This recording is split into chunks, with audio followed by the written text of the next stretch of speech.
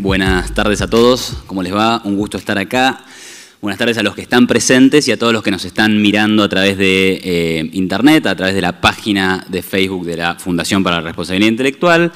Gracias a Eduardo y María por invitarme a moderar el debate, por tener la confianza en mí, en que pueda hacer esta tarea de una manera decente. Y felicitaciones por la organización, porque la verdad que esto es un espectáculo.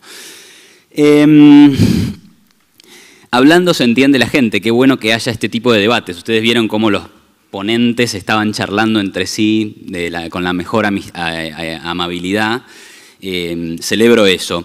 En el año 2016, en una entrevista ofrecida a un medio de comunicación, la expresidenta Cristina Fernández de Kirchner sostuvo que la desigualdad en la distribución de los ingresos era como una mancha de aceite que se extendía en todo el planeta. En línea con esto, se jactaba de haber logrado el menor índice de desigualdad desde el año 1974. Pocos días atrás, volvimos a escuchar declaraciones similares. Curiosamente, esta vez salieron de la boca de Mauricio Macri, quien sostuvo que una cosa que tenemos que trabajar mucho es en que la diferencia entre los que más tienen y los que menos tienen sea cada vez menor. ¿Cómo es esto posible? ¿Cómo puede ser que dos líderes políticos que parecen tan opuestos tengan una coincidencia tan marcada en el tema de la desigualdad? ¿Es que la desigualdad es un problema tan grande y la tendencia tan irreversible como argumentó Piketty en su famoso libro de 2014? ¿O es que incluso al margen de consideraciones económicas, la injusticia que implica la desigualdad debe ser condenada desde todos los sectores? Dado este tan amplio consenso, me pregunto, ¿hay espacio para debatir este tema? Por fortuna sí lo hay, y eso es lo que venimos a hacer acá hoy. Hoy estamos reunidos en el Centro Cultural de la Ciencia para debatir la siguiente declaración. La desigualdad económica es injusta. Antes de presentar a nuestros destacados oradores, les voy a pedir a ustedes, quienes están en el público, que agarren sus controles y voten. Les explico un poco. Vamos a tener dos votaciones, una ahora y una al final. Y ustedes van a tener que votar en función de esta declaración. No sé si se ve ahí atrás, por ahí la podemos poner, la pondremos después. La votación es la siguiente. La declaración es esta. La desigualdad económica es injusta. Todos ustedes van a tener que votar si están a favor de esa declaración, si están en contra o si están indecisos. No pueden saberlo por ahora. Entonces, para votar a favor de la opción la desigualdad económica es injusta, tienen que presionar el botón 1. Para votar en contra de la opción la desigualdad económica es injusta, tienen que apretar el botón 2. Y si están indecisos, les corresponderá apretar el botón 3. Así que les doy unos segundos, alrededor de 30 segundos, para que voten. Opción 1, a favor de la declaración. Opción 2, en contra de la declaración. Opción 3, indecisos sobre la declaración. Si cambian de opinión o aprietan por error, pueden volver a apretar, porque el sistema les va a tomar como correcta el último apriete de botón. ¿Estamos claros? Ok. ¿Ya están votando? Bien. Los veo mientras votan, A ver, veo que hay varios que ya votaron. Ok, ahí está. Uno está festejando, está muy contento por la votación, me alegra. Bien. Listo. Les agradezco por su voto. El sistema acaba de captar su voto. Después vamos a ver los resultados de todo esto. Va a haber un ganador en el debate. No digo más que eso, pero al final vamos a tener un ganador. Bien. Ahora sí, antes de pasar a la presentación de estos destacados intelectuales que nos vienen a acompañar, les digo, pongan sus celulares en modo silencio o vibrador. Por favor, no queremos interrumpir a las personas que hablan. Y, por otro lado, sean cuidadosos, tanto con el equipo para traducir como con los controles. Como dijo María, tienen que durar muchos años. Y a la salida se los van a pedir. Así que hay que entregar estos controles que son los que van a determinar nuestro debate. Bien, hechas las aclaraciones, paso a presentarnos. A favor de la declaración tenemos a mi izquierda o a vuestra derecha a los siguientes oradores. Julio Montero, bienvenido Julio, que es filósofo, está acá a mi izquierda, acá más cerca mío, doctor en Teoría Política por la University College of London y doctor en Filosofía por la Universidad Nacional de La Plata. En 2013 realizó una estancia postdoctoral en el University Center for Human Values de la Universidad de Princeton y actualmente se desempeña como investigador del CONICET y profesor de la Facultad de Filosofía y Letras de la Universidad de Buenos Aires. Fue presidente de Amnistía Internacional Argentina y, según pude rastrear, es un buen conocedor de la teoría del liberalismo político y económico, además de hoy ser un especialista en filosofía de los derechos humanos. Así que, antes del aplauso, presento a quien está a su izquierda, que es Fernando Pedrosa, egresado de la carrera de Historia de la Facultad de Filosofía y Letras de la Universidad de Buenos Aires, máster en Estudios Latinoamericanos y doctor en Procesos Políticos Contemporáneos por nada menos que la Universidad de Salamanca. En la actualidad es profesor e investigador de la carrera de Ciencias Políticas de la Facultad de Ciencias Sociales de la Universidad de Buenos Aires y es autor del libro La Otra Izquierda, la socialdemocracia en América Latina. Hoy en día se especializa en estudios asiáticos y el día de mañana viaja a China para empezar a profundizar en esos estudios. Así que un aplauso para ellos y muchas gracias por venir.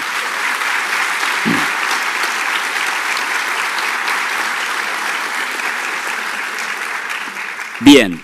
A mi derecha y a vuestra izquierda tenemos a quienes van a estar en contra de la declaración "La desigualdad económica es injusta". Más lejos de mí está Martín Krause, egresado de la Universidad de Buenos Aires y doctor en Administración por la Universidad Católica de La Plata. Es profesor titular de Economía en la Facultad de Derecho y Ciencias Sociales de la Universidad de Buenos Aires y profesor adjunto en el Departamento de Economía de la Facultad de Ciencias Económicas de la Universidad de Buenos Aires. Es profesor visitante de la Universidad Francisco Marroquín y académico adjunto del Cato Institute en Washington, D.C. Además, es autor de varios libros, entre ellos La economía explicada a mis hijos, Por el ojo de una aguja y En defensa de los más necesitados, en colaboración con Alberto Venegas Lynch, hijo. A su lado, a su izquierda y a mi derecha está Yaron Brook. Él es israelí de nacimiento y es ingeniero civil del Instituto de Tecnología de Israel. En 1989 recibió su MBA y en 1994 se doctoró en finanzas en la Universidad de Texas, Austin, Estados Unidos, donde pasó mayor parte de su vida. En el año 1977, a la edad de 16 años, Yaron leyó La rebelión de Atlas, de Ayn Rand, un libro que cambió radicalmente su visión del mundo. Hoy en día es presidente del board del Ayn Rand Institute y es miembro de la Asociación de Educación Empresarial Privada y de la Sociedad Mont Pelerin, y en 2016 publicó junto a Don Watkins el libro Equal is Unfair, America's Misguided Fight Against Income Inequality. Un aplauso para ellos, por favor.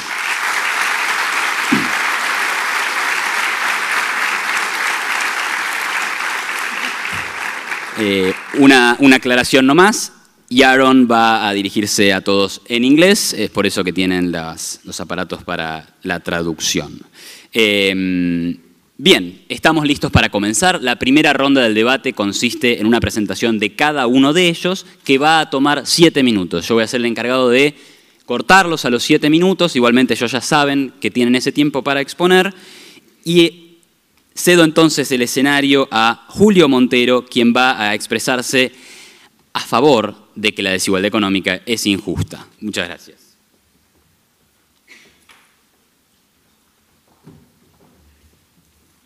Yo pensé que iba a haber un debate, pero si Mauricio y Cristina se pusieron de acuerdo en algo, deben tener razón, ¿no? ¿Nos vamos? Bueno, muy buenas tardes. Muchas gracias, Iván, por la presentación. Muchas gracias a la Fundación, a Eduardo y María, por organizar este extraordinario debate. Y muchas gracias a todos ustedes por venir. Mi tarea es argumentar que la desigualdad económica es injusta. Obviamente yo no pienso que toda desigualdad sea injusta. La desigualdad solamente me parece injusta cuando algunos tienen mucho más de lo que necesitan, mientras otros viven en la pobreza sin la oportunidad de desarrollarse como personas. Mi posición es que el Estado debe garantizar a sus ciudadanos las condiciones para vivir una vida humana digna, incluyendo especialmente alimento, salud y educación. Tal vez esto les suene familiar, es la idea que anima la Declaración Universal de Derechos Humanos, Si cada persona tiene valor intrínseco, el gobierno no puede dejar que miles de vidas se malogren cuando tiene los recursos para evitarlo. En Estados Unidos, el país más próspero del mundo, el 10% más rico controla el 70% de los recursos. Los CEO de las empresas ganan en promedio 500 veces más que sus trabajadores. Y antes del Obamacare había 50 millones de personas que no podían pagar el seguro médico de sus hijos. Si esto no es injusto, no sé qué podría contar como una injusticia. Por supuesto, hay intelectuales, algunos de ellos muy respetables, que no comparten mi opinión. En el debate se los suele llamar libertarios. Su argumento es que los ricos se ganaron su plata trabajando, que su trabajo nos beneficia a todos, y que sacarles incluso una porción ínfima de su riqueza es más o menos lo mismo que robarles. Este argumento es atractivo por su énfasis en la responsabilidad individual. Cada persona toma sus decisiones y debe hacerse cargo de lo que decide. Sin embargo, la conclusión libertaria se funda en 3 mitos que me gustaría examinar. El primer mito es que los pobres son pobres por su propia responsabilidad. Esto es una exageración. Muchas personas son pobres porque están enfermas o porque no consiguen empleo. Otras son todavía chicos sin capacidad de decidir. Y otras personas pobres trabajan más que nosotros, pero lo que ganan no les alcanza para progresar. En algunos países de Latinoamérica, por ejemplo México, el salario mínimo es de $5 al día. ¿Cuántos de nosotros podríamos salir de la pobreza con ese nivel de ingreso? A la vez, muchas decisiones que perpetúan la pobreza están condicionadas por factores externos. La mayoría de los que estamos acá siempre tuvimos una dieta adecuada, especialmente yo que soy hijo de nutricionistas. Completamos la escuela y recibimos apoyo de la familia. No me sorprende que nos vaya bien. En cambio, otros nacieron en asentamientos precarios, no comieron lo necesario para desarrollar el cerebro y tuvieron que dejar los estudios para trabajar. Estas posiciones de partida no son fruto de la elección, no tienen nada que ver con el mérito y el talento. El argumento de la responsabilidad individual no tiene sentido si no hay oportunidades iguales desde la infancia. Y en muchas sociedades actuales no las hay. El segundo mito libertario es que los ricos son ricos únicamente por sus virtudes. Voy a dar un ejemplo que le gusta al profesor Brook. El señor Bill Gates es un genio, su talento le permite desarrollar los mejores programas de computación y como la gente se los compra, Bill es un megabillonario. Tiene todo el derecho a volar en jet privado, mientras los inmigrantes mexicanos que le limpian la casa o las oficinas en Silicon Valley no pueden pagar los implantes dentales de sus hijos. El problema con este razonamiento es que el talento de Bill no es lo único que explica su riqueza. Si Bill hubiera nacido en la era de las cavernas, en Corea del Norte o en Haití, no tendría lo que tiene. Bill es rico porque además de ser talentoso, hay un marco legal que le permite convertir su talento en riqueza y conservar la riqueza que genera. Ese marco legal distribuye derechos y obligaciones, exige la cooperación de todos y se llama capitalismo. Finalmente, el tercer mito libertario es que el capitalismo es producto de la libertad. Esto es muy controvertido. Imagínense un mundo en el que no hubiera una autoridad que regulara lo que podemos hacer. En ese mundo cada persona podría consumir lo que necesita. Si tiene sed busca agua, si tiene frío construye una choza, si tiene hambre recoge frutas. Si todos somos igualmente libres, nadie tiene más derecho que nadie a los recursos naturales.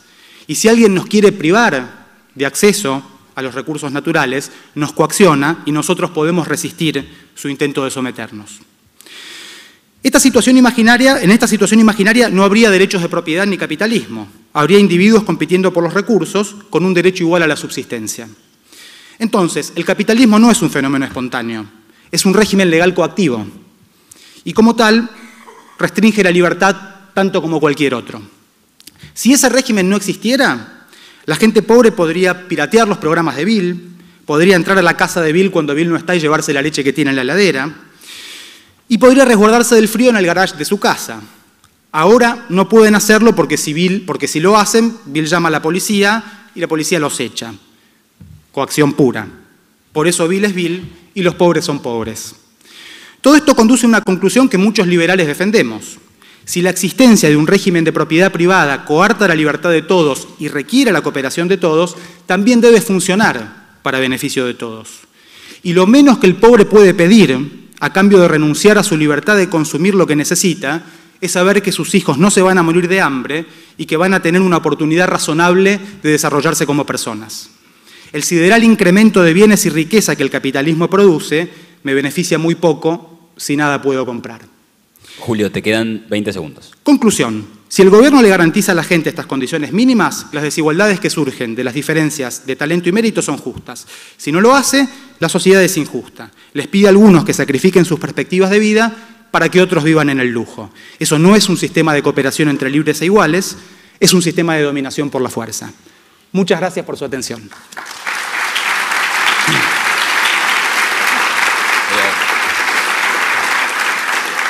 Bueno, muchas gracias, Julio, por tan interesante exposición. Es el turno ahora de Martín Krause, quien va a argumentar en contra de la posición la desigualdad económica es injusta. Adelante con tus 7 minutos. Tiene un PowerPoint, entiendo que ahí va, ahí lo van a proyectar. Perfecto. Ahí va. Gracias. Bueno, traje esto. Bueno, buenas tardes a todos. En primer lugar, traje esto simplemente porque quiero presentar algunos gráficos y algunas ideas en forma más simple.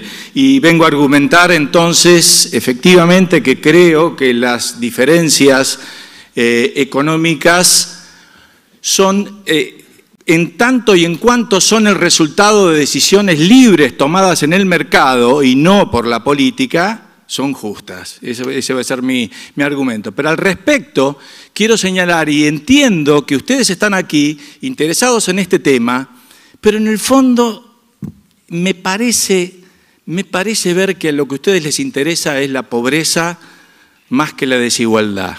Y si les interesan las dos cosas es porque tal vez creen que la desigualdad es la causa de la pobreza. Yo creo que son claramente dos cosas diferentes, que una cosa es la desigualdad y otra cosa es la pobreza. Y voy a argumentarlo de la siguiente forma, ya que hablábamos del señor Gates. Acá encontramos dos señores que son el señor Krause y un señor en Estados Unidos que se llama Gates. Supongamos que esto es en el año 1950 más o menos. Este viene a ser mi padre, tiene un ingreso de $1.000 por mes, y este es un señor Gates que tiene un ingreso de $2.000 por mes. Como ven, el de Estados Unidos tiene un ingreso el doble que mi papá. Bueno, eso muy bien, eso es algo bastante normal. Ahora viene la generación siguiente, y esta generación siguiente, acá de este lado está la generación siguiente, que es, este soy yo, y este es el hijo del señor Gates, que se llama Bill. Y para decir verdad, esa columna no solamente tendría que llegar hasta los 50.000, tendría que pasar por la pared y probablemente llegar hasta allá, hasta el final de la sala. Entonces, el punto que quiero señalar acá es que entre una generación y otra, la diferencia ha aumentado muchísimo entre los Krause y los Gates. Pero mi pregunta es, ¿acaso yo estoy peor? Fíjense, si comparamos Krause Senior con Krause Junior, yo tengo ahora un ingreso 5 veces más que mi papá. Y vivo y tengo, gracias a la tecnología que en buena medida Bill hizo, que muchas veces incluso se la copiamos y tal vez ni le pagamos. ¿Y acaso que él haya generado toda esa riqueza ha perjudicado el progreso de mi situación en relación a lo que era la situación de mis padres? Bueno, yo creo que el tema que nos preocupa entonces, en todo caso, es el tema de la pobreza y no el tema de la desigualdad, en tanto y en cuanto, digo, es el resultado de decisiones libres que tomamos en el mercado y no de los privilegios políticos que los gobiernos suelen dar. Ahora bien, el avance hacia un sistema basado en la libertad de contratación, libertad de precios en los mercados en general, ha tenido en el mundo un impacto que es brutal. Lo mismo podríamos decir, por ejemplo, ahora, esta misma combinación puede ser lo que está ocurriendo en China. Por ejemplo, este es el año 1980. Acá estaba, digamos, la gente en China tenía un ingreso anual de $300 per cápita al año. igualdad de propiedad, igualdad, ese era todo el objetivo de esa sociedad, ¿verdad? Igualdad económica, así todo, no había igualdad, porque esta era la gente y estos eran los miembros del Partido Comunista Chino. ¿No es cierto? Los primeros tenían $300 de ingreso y los otros, digamos, que tenían 3.000. Así todos no vivían como los de otros países porque no tenían acceso a la tecnología, etcétera, etcétera. Cuando empezaron a realizar un camino hacia la libertad económica, empezaron a permitir que existan diferencias de ingreso y ahora tenemos esta situación en la cual ahí tenemos a la gente que tiene ahora en promedio, pasó de 300 a 7.000 dólares per cápita, y ahí tenemos al señor Jack Ma de Alibaba, ¿no es cierto? ¿Qué es lo que pasó? Lo mismo que pasó con los Krause y los Gates. Las diferencias aumentaron terriblemente, pero el promedio de ingresos de la población pasó de 300 dólares a 7.000. Las oportunidades que se encuentran todos, y eso que hay todavía un alto grado de represión política, son mucho más grandes de lo que antes tenían. De hecho, el avance que ha ocurrido en el mundo, fíjense, bueno, esta es la diferencia entre el 80 y el 2018 para los chinos. Bueno, esto nos muestra también lo que ha pasado en la historia. Estos son dos estudios que han tratado de investigar cuál era el nivel de ingresos de la población. Uno desde el año menos 10.000, otro que parte desde el año 0. Fíjense lo que era este gráfico. Antes de la llegada de lo que ahora llamamos el capitalismo, si esto era un electrocardiograma, este señor estaba muerto. Y acá su corazón da su primer latido. ¿Cuál es su primer latido? La llegada de este sistema que genera, es verdad, desigualdad en el comienzo, pero que genera este tipo de resultados. Nunca antes en la historia un sistema político, económico, había podido generar un resultado de esta naturaleza. Esto además se ve también en la caída de la pobreza. Esto es el año 1820, el 80% de la población era pobre. Llegando al 2010 y al 2005, fíjense cómo van cayendo esas curvas. Ustedes, yo seguramente no, pero es bastante probable que ustedes vean el fin de la pobreza, a lo mejor en algunas décadas. Esto es lo que está ocurriendo y lo que ha venido ocurriendo en 200 años de mercados, capitalismo, como lo que rule of law, como lo querramos llamar. Y no es solamente la pobreza. Esto es, por ejemplo, la gente, no solamente cae el porcentaje de pobres, sino que en los últimos años también cae la cantidad total de pobres, como ustedes pueden ver ahí. Y la gente que supera el nivel de pobreza es ese gráfico, la parte verde del gráfico que ustedes pueden observar. Martín, te quedan 30 segundos. Ok, después voy a poner otros. Esta es la caída también de la población en distintos continentes. Y por último voy a pasar varios. Si le preguntan a la gente, fíjense esto, si la pobreza, ¿no? La proporción de gente viviendo en la pobreza ha aumentado, ¿es lo mismo o ha decrecido? El 55% de la gente dice que ha aumentado. Pero ya les mostré los gráficos antes, la caída es así. Y sin embargo el 50% de la gente dice que la pobreza aumentó. En fin, tengo algunos más para presentarles, pero los voy a hacer en los otros minutos que me quedan más adelante. Bueno, muchísimas gracias.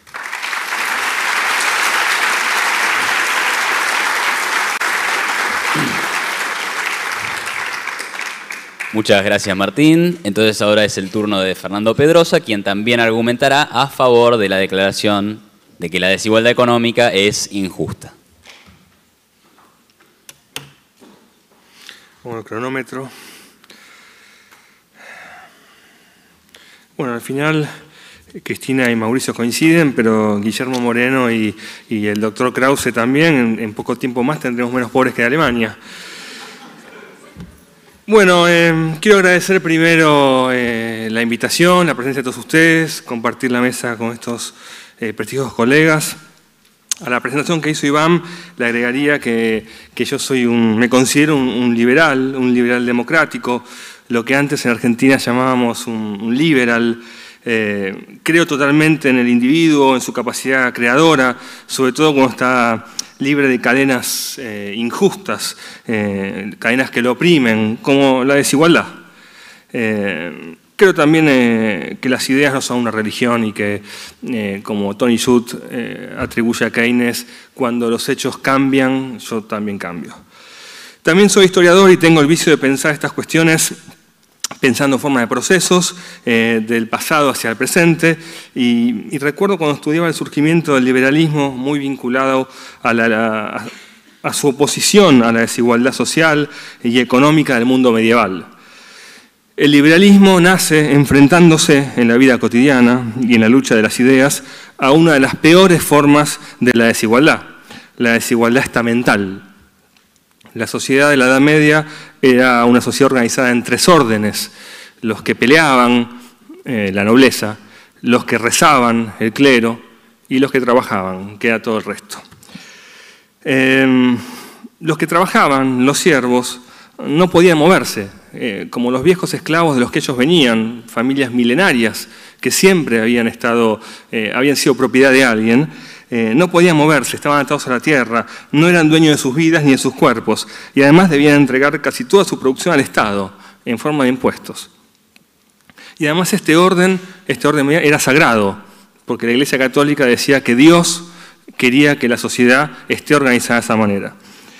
Y lo más característico de esta desigualdad estamental de la Edad Media era que era inmutable. No había nada que se pudiera hacer para cambiarlo. No importaba las habilidades, ni la voluntad, ni la capacidad de trabajo de las personas. Si el padre era siervo, irremediablemente el hijo también lo sería. Por supuesto que a todo aquel que se rebelara contra esta injusticia, la injusticia de la desigualdad, porque era un orden desigual e injusto, no importaba quién lo santificara. Al que estaba en contra de este orden era eliminado por el Estado, porque el Estado era el garante de la desigualdad. Y a pesar de eso hubo innumerables levantamientos campesinos, porque los seres humanos no tienden a aceptar la desigualdad y la injusticia en forma permanente. Pero también la desigualdad se registraba en quienes no encajaban con ese orden, porque las personas somos diversas, somos diferentes. No encajaban con el orden que el Estado pretendía controlar, con el que el Estado pretendía controlar y ordenar a la sociedad. Esto pasaba, por ejemplo, con los comerciantes. La sociedad de la época no sabía dónde poner a los comerciantes, porque eran diferentes a lo establecido por el Estado. Por eso eran castigados y el Estado los perseguía. Porque, por ejemplo, el afán de ganancia que tenían los comerciantes estaba prohibido por ser uno de los pecados capitales, la avaricia. Pero además estos grupos, que fueron creciendo a medida que crecía el comercio internacional, comenzaron a refundar la vida urbana, empezaron a vivir en los burgos, de ahí viene su nombre de la burguesía. Estos grupos querían libertad de movimiento y reglas claras para comerciar y traer sobre todo especias y joyas desde Asia. Necesitaban, como decía José Luis Romero, mandar a Dios al cielo y comenzar a sujetarse a la razón y a la ciencia. Las mareas no podían seguir dependiendo del humor del Supremo. Y a la vez, personalizar el tiempo a las necesidades individuales. En la Edad Media, el tiempo lo ordenaban las campanas de la iglesia. Cuando apareció la burguesía, necesitaba ordenar el comercio, es que empieza a crearse el uso del reloj individual. En síntesis, libertad para moverse y para pensar y para creer. Igualdad ante las reglas y las leyes del Estado para terminar con la arbitrariedad. Y libertad e igualdad para todos, es decir, fraternidad. Libertad, igualdad y fraternidad. La Santísima Trinidad de la Revolución Francesa, de la Declaración de los Derechos del Hombre, de todos los hombres, no del hombre francés. Volviendo ahora a nuestra realidad, al siglo XXI, mucha agua ha corrido debajo del puente. Hoy las ideas liberales se han desarrollado mucho. Las ideas socialistas y muchas de la izquierda también provienen de esta tríada famosa. Y todas estas ideas teóricas y los filósofos, está muy bien, pero hoy tenemos que bajar todas estas discusiones a la realidad. No tiene sentido discutir la desigualdad si lo llevamos solo al campo de las ideas teóricas. La desigualdad económica y social, la económica especialmente, a pesar de todo lo escrito, lo pensado, lo luchado, esa desigualdad a la que aún hoy nos enfrentamos, como los burgueses del siglo XII, sigue siendo una desigualdad estamental. Quien hoy nace hijo de pobres, casi sin importar qué es lo que haga, seguirá siendo pobre. Pero no siempre fue así, por lo menos en Argentina no fue siempre así. Nuestros abuelos empezaron siendo muy pobres, posiblemente en muchos casos nuestros padres también. La Argentina liberal del siglo XIX y luego en gran parte del siglo XX, fue autoritaria en muchas ocasiones políticamente, pero aún así mantuvo durante años cierta igualdad de oportunidades en lo económico que daba lugar a que las habilidades, el talento y la constancia individual pudieran marcar la diferencia. Hoy ya no es así. El Estado medieval logró formalizar la desigualdad y darle carácter sagrado a través de la religión. En la actualidad, el Estado corporativo que tenemos logró hacer lo mismo, pero en nombre de otro Dios, la ideología, o como decía el doctor Krause, el mercado. Al final del día, sin embargo, no importa en qué Dios quieran sostener la desigualdad estamental de los individuos. Esa desigualdad es injusta. Muchas gracias.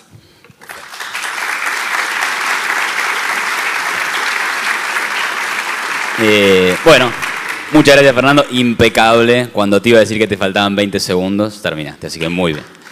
Yaron, es el turno de ahora Yaron Brook, quien hablará en inglés y hablará en contra de la proposición de que la desigualdad económica es injusta. Pónganse los auriculares los que lo necesiten. Yaron, your turn. I have no idea what he just said, but acaba de decir porque me saqué. Thank you all for coming. Auriculares. Thank you for Gracias a todos organizing por this. haber venido, a los And organizadores thank you por el for trabajo my que han panelists. hecho y a los panelistas que me acompañan hoy. Me disculpo por no hablar en español, pero lo sufrirían si yo lo hablara. 240 años atrás, cuando nosotros hemos visto esas curvas, el mundo occidental había logrado grandes hazañas. Estaba circulando la idea de la igualdad política, que todos los hombres y las mujeres son iguales ante la ley en libertad y en derechos, que todos tienen los derechos de llevar la vida, la libertad que ellos desean, su propiedad y la felicidad. ¿Y qué quiere decir esos derechos? Ese derecho quiere decir tener derecho a vivir la vida como uno piensa que la debe vivir, libre de violencia, de coacción y coerción, de autoritarismo, pensar lo que uno quiere, usar lo que uno quiere, crear lo que uno desea, en un marco de libertad, de violencia, de robo, de fraude y de violencias cometidas contra ustedes y contra su propiedad. Ese es el significado de la igualdad política y la igualdad ante la ley. Y ese descubrimiento, ese logro, esa hazaña que es la declaración de la independencia de los Estados Unidos, surgió de allí una gran riqueza con un gran incremento de la producción, el emprendedurismo, la creación de la riqueza y la caída de la pobreza que hemos visto desde entonces en todos los países que han descubierto la libertad en cierto grado, el respeto por el derecho de los ciudadanos. Las experiencias son las mismas, la creación masiva de la riqueza y la gran caída en los niveles de pobreza. Al mismo tiempo, ustedes tienen desigualdad, por supuesto, pero ¿a quién le importa? ¿Y por qué a mí me debería importar? Los pobres pueden enriquecerse y los ricos van a ser cada vez más ricos. Pero los ricos solo pueden enriquecerse haciendo ¿qué? Creando valor para todo el mundo. Puesto que son ricos porque han creado valor, las personas ven ese valor y pagan también por esos productos que los ricos producen. ¿Y por qué lo hacen? Porque le están ofreciendo algo que les mejora la vida a los demás. De allí el ejemplo de Bill Gates, que mejoró nuestra vida. Claro, va a ser siempre más rico que nosotros, pero nos mejoró la vida. Entonces nosotros no tendríamos que celebrar ese hecho de que sea un multimillonario Bill Gates porque ha creado valor y ha creado beneficio para todos nosotros. Nos ha posibilitado mejorar la vida. Es una cualidad muy importante que lleva a esa desigualdad, sí económica, pero que nos da beneficio. No es algo que lo tenemos que realmente celebrar, no es un signo de la creación de riqueza que él ha logrado.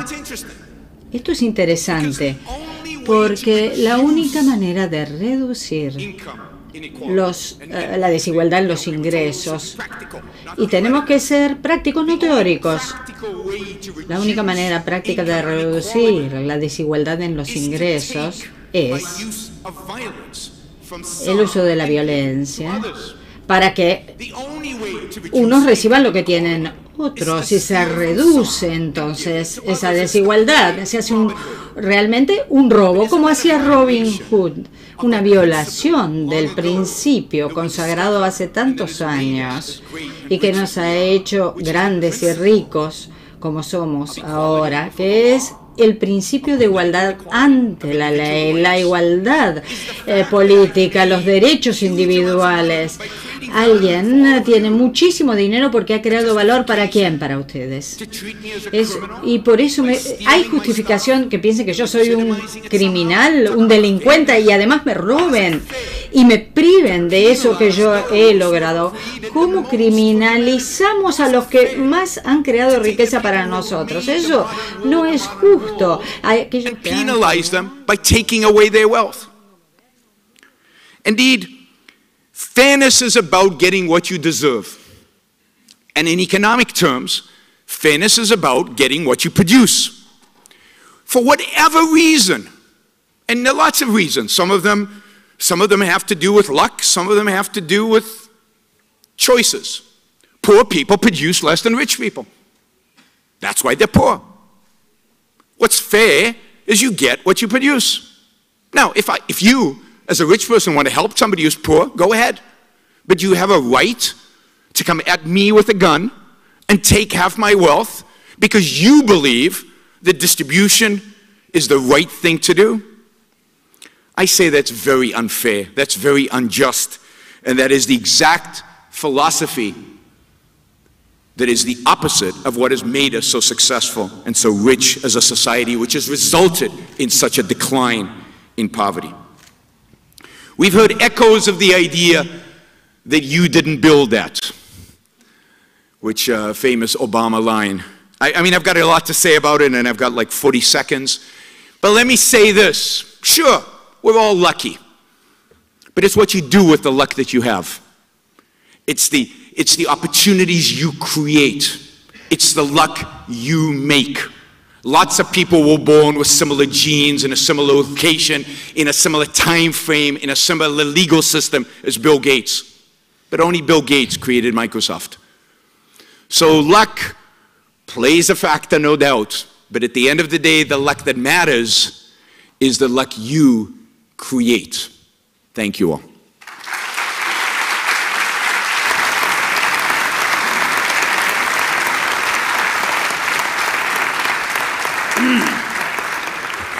Thank you very much, Yaron. Bueno, hemos escuchado 4 expositores extraordinarios con muy poderosos argumentos. Si pudiera sintetizarlos, nos habló Julio de los 3 mitos libertarios. Martín nos propuso pensar en que la diferencia no empeora a los que están abajo.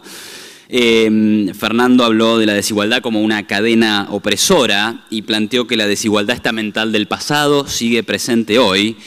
Y Yaron nos dijo, who cares about inequality? Me pregunto yo, este es un seminario sobre Bill Gates, porque estamos todos hablando de Bill Gates. En fin, volvamos al tema de la desigualdad. La segunda sección tiene como esquema de funcionamiento el debate entre nuestros debatientes, moderado con algunas preguntas que haré yo, pero imagino que también ellos tienen ganas de preguntarse cosas entre sí, cosa que van a poder hacer perfectamente levantando la mano. Dado que tenemos a un ponente que habla otro idioma, digamos, tratemos de ser pacientes para que la traducción logre, digamos, llegar. Yaron, I will start with you. I'm going to ask the question in English. You said you basically told us about the invisible hand. There's political equality, there is incentives, there's people who get rich by creating value, and that creates us all wealthy. So I would say that's very nice in theory, but I would think that Fernando will tell you that doesn't happen in reality. Don't you walk around the streets? Don't you see the poverty? Don't you see that people is living terrible lives in this big capitalism that we have? What would you argue there? A few things. One, let me just say, I don't like the term invisible hand. I think it's quite visible, the hand. I don't think it's invisible at all. When I buy an iPhone, it's quite visible, the value that I get and the result of the trade and the benefit I get and Apple gets and everybody along the supply chain gets. But let me say a few things. One is, look, the political world in which we live, particularly in Argentina, but even in the United States, is not free. We have moved a long way from the ideals of the Founding Fathers, and we have come a long way from true political freedom and individual rights. There is a problem of poverty in the world, in the Western world. There's a problem of mobility, of the ability of poor people to rise up. I would also say there's a problem of slow economic growth. I'd love to see Western economies grow at much more than 2 or 3%, and in some places negative growth. And there is a third problem, which I will admit fully to, and that is the problem of cronyism. The problem of some people getting rich not by producing values, but by manipulating government in order to accumulate wealth. So there are real problems in the world. Not one of those problems has anything to do with inequality. Indeed, I would argue that most of these problems are caused by our attempt to solve the non-problem of inequality. I'll give you some examples. I believe that minimum wages, for example, are a way of institutionalizing people into poverty because they take away the ability of the very poor to get the first job. If a kid in the inner city of Chicago cannot produce at $7 an hour, they will not get a job at $7 an hour, and they certainly won't get a job at $15 an hour, which is the new minimum wage in places like Chicago. So you basically institutionalize this kid to never have a job. In a free market, they would get a job at $4 an hour.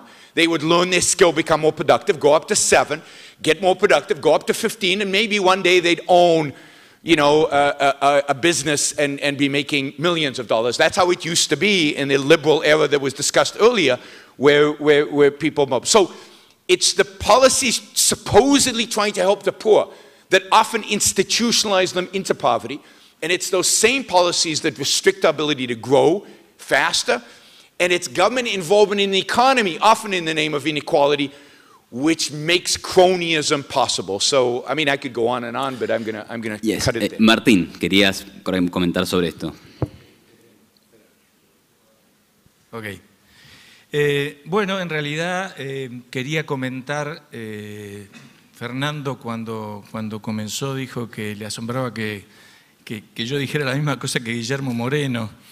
No sé cuáles, pero de todas formas voy a decir algo que es mucho peor, Fernando, que estoy de acuerdo con vos. O sea, que peor todavía, el insulto que podía darte. Pero bueno, y voy a estar de acuerdo con vos cuando mencionabas ese periodo de la Argentina en el cual llegaban los inmigrantes, no había ningún tipo de Estado benefactor, no había ningún plan de ninguna naturaleza, lo que había era oportunidades de trabajo. Cuando este país se basaba en los principios alberdianos de la Constitución del 53, donde no había ni planes sociales, no había nada de eso, había oportunidades de trabajo.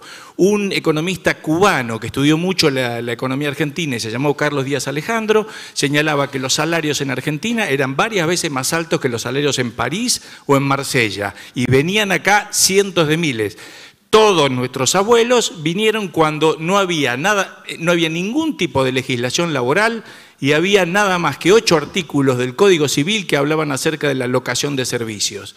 Eso era lo que existía en este país, y ahí es cuando llegaron todos y tenían oportunidades y todos progresaron. Es nada más que recordar, no sé, a lo mejor alguno habrá escuchado en el colegio esa vieja obra de teatro que se llama Mijo el Doctor.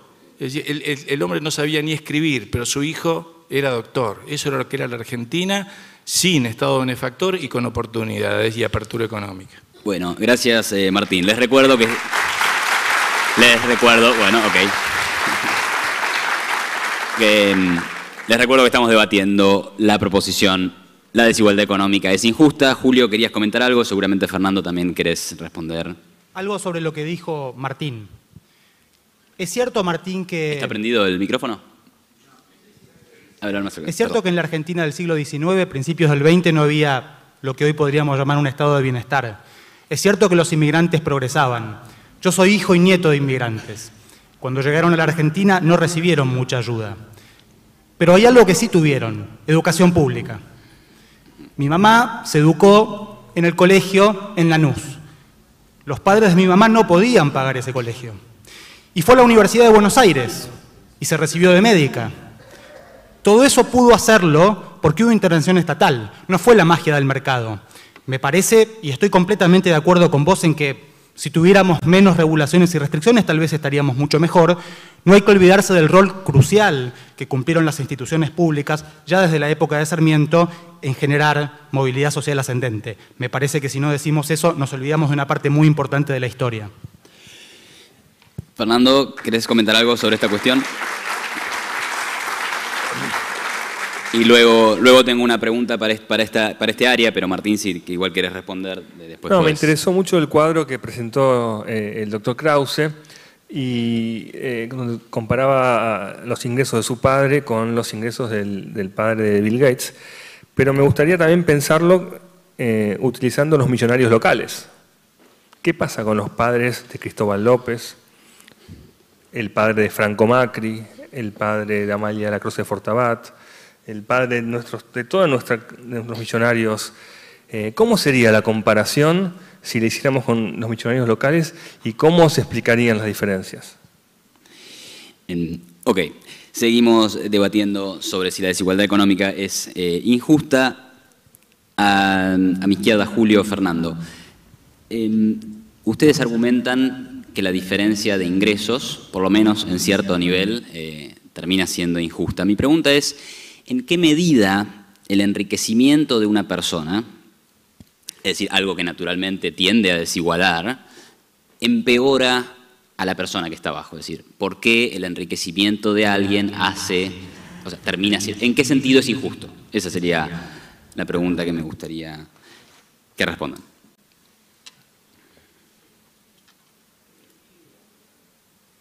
Yo no estoy de acuerdo con lo que vos decías recién sobre que la desigualdad de ingresos sea injusta per se. Lo que yo quise decir es que la desigualdad estamental es injusta, ¿no? Es decir, que la desigualdad que es injusta es la desigualdad de oportunidades, desde el inicio del proceso, no el final. Yo creo que acá la izquierda lo que siempre ha dicho fue que quiere garantizar que todos seamos iguales al final de la carrera. Y yo creo que eso es muy injusto. Pero me parece que lo que estamos diciendo acá, que le estamos pidiendo el voto al público, no contra la desigualdad de ingresos, porque hay gente que trabaja más gente más creativa, gente más hábil. El azar a veces tiene que ver con esto. Lo que estamos pidiendo el voto es la desigualdad estamental es injusta, la desigualdad estructural es injusta, la desigualdad donde las personas no pueden cambiar la realidad. Entonces, déjame que te precise. ¿Una economía de mercado tiene inherentemente una desigualdad estamental que te parece injusta? Bueno, yo diría que la desigualdad estamental no tiene que ver solamente con la economía, tiene que ver sobre todo con el Estado, Okay. con el lugar del Estado. Julio, ¿algo sobre esto?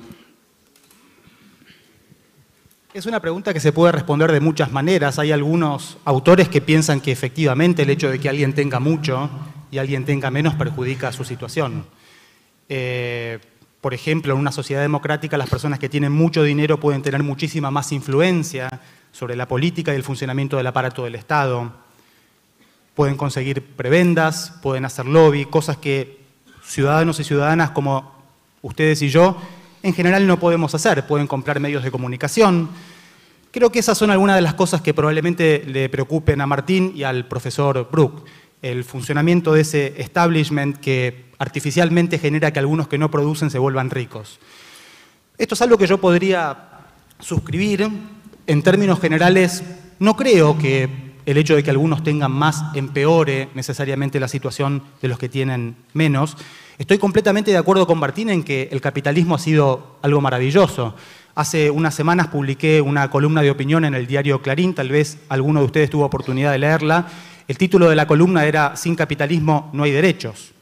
¿No les gusta el capitalismo? Vayan a ver cómo era el mundo en el siglo XVIII, XVII y antes. Estoy absolutamente de acuerdo en que el capitalismo es un invento maravilloso para generar riqueza. Con lo que no estoy tan de acuerdo es con que sea un fenómeno espontáneo, natural. El capitalismo no está en el ADN, el capitalismo surge porque hay un sistema de reglas. Antes del Estado no había capitalismo. El capitalismo solamente pudo surgir bajo el Estado y en la medida en que el poder del Estado se consolidó. Es un fenómeno que es contemporáneo con el surgimiento de los Estados-nación. Eso fue posible no porque hubiera libertad absoluta, sino precisamente porque había regulaciones. Y precisamente como celebro el capitalismo y celebro las ventajas que genera, la riqueza que produce y los beneficios, me importa que las reglas que permiten que el capitalismo exista, incluyendo la propiedad privada, estén justificadas y que funcionen para beneficio de todos por igual, porque me importa la libertad y porque cualquier restricción que impongamos a la libertad de las personas requiere una justificación si pensamos que las personas son iguales y tienen un mismo estatus moral. Tomando lo que dice Julio, entonces vuelco mis preguntas hacia la derecha, y tengo dos. ¿Cuál es? Y le voy a preguntar a Yaron una y a Martín otra. Entonces, acá me parece que lo que Julio plantea es la desigualdad puede generar un riesgo de cooptación del poder político que puede generar una desigualdad injusta. Esa es la primera pregunta.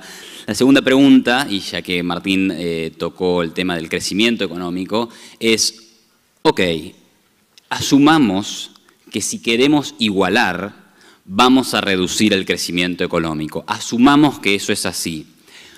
¿Cómo eso me responde a mí que la desigualdad económica es injusta o no? Es decir, estamos debatiendo sobre la desigualdad económica injusta. ¿Cuál es la relación entre reducir el crecimiento económico y que sea injusta? Es decir, podemos reducir el crecimiento económico y seguir pensando que la desigualdad económica es injusta. Entonces, esas serían mis dos preguntas. Yaron, ¿quieres, do you want to start with my first question?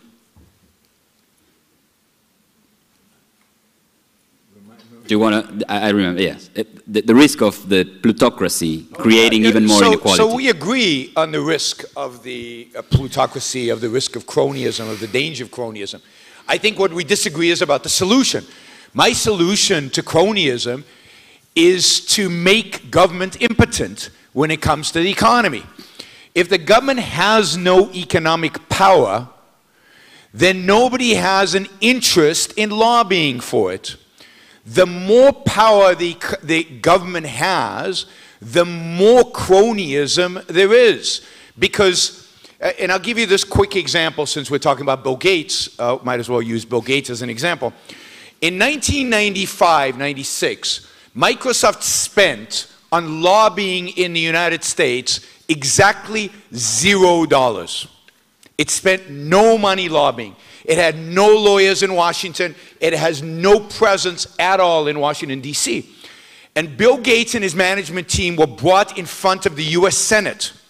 And a Republican senator stood up and yelled at him, "You've got to have a presence here. You've got to build a building here. You've got to spend money here in Washington, D.C." And when the executives left the Senate, they said, "Look, we're not interested. You leave us alone. We're going to leave you alone." 6 months later, knock on the door at Microsoft. "We're here from the Justice Department, and you're in violation of antitrust laws because you're offering a product for free." Internet Explorer, for those of you who remember. And that's illegal. Of course, according to antitrust laws, pretty much all business is illegal, but that's a different topic. Guess how much Microsoft today, after 20 years in the court system, being monitored by government, being regulated by government, basically destroying their business, guess how much money they spend today on lobbying in Washington, D.C.? Tens of millions of dollars. They have a beautiful building right next to Cato, right behind the Cato building, a glass building, many stories, about equal distance from the White House and the House of, the Congress, right? Now, they learned the lesson. If you don't play the politician's game, the politician will come after you. So you want to make cronyism go away? make politicians have no power, zero, over economic decisions. So I believe in rewriting the American Constitution to include a separation between state and economy. Julio. Julio, me parece que vos querés comentar sobre lo de Yaron, ¿verdad? Vos querés comentar acá. Vos querés comentar sobre la respuesta de Yaron. Profesor Brook. Dale. Profesor Brook, estamos de acuerdo en muchísimas cosas. Algo en lo que no estamos de acuerdo es en que eso que usted llama que el Estado no intervenga en la economía sea efectivamente no intervenir en la economía. La propiedad privada es una regulación, y es una regulación que es impuesta por un Estado que ejerce coacción sobre las personas que están privadas de propiedad. El Estado fija reglas, dice cómo las personas pueden volverse propietarias de algo, y eso no es un fenómeno natural. Eso es efectivamente una regulación económica. El señor Bill Gates es multimillonario, entre otras cosas porque el Estado le reconoce un monopolio. Le reconoce el monopolio sobre un software que él crea. Si ese monopolio no existiera, habría miles de pequeños emprendedores que podrían copiarlo. Incluso cualquiera de nosotros podríamos comprarlo pirateado muchísimo más barato de lo que cuesta y nos beneficiaríamos muchísimo. Al señor Bill Gates no le iría mal, de todos modos, solo sería un poquito menos rico. Entonces, no veo en eso ausencia del Estado en la economía, veo un tipo de interferencia que a algunos les gusta y a otros no. Un segundo punto es: la influencia de los poderosos, de los ricos, sobre el Estado, no solamente puede afectar o puede vincularse a la esfera económica, puede afectar las libertades civiles.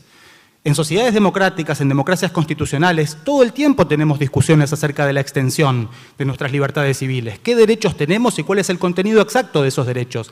En este momento en Argentina estamos a las puertas de una discusión sobre la despenalización del aborto.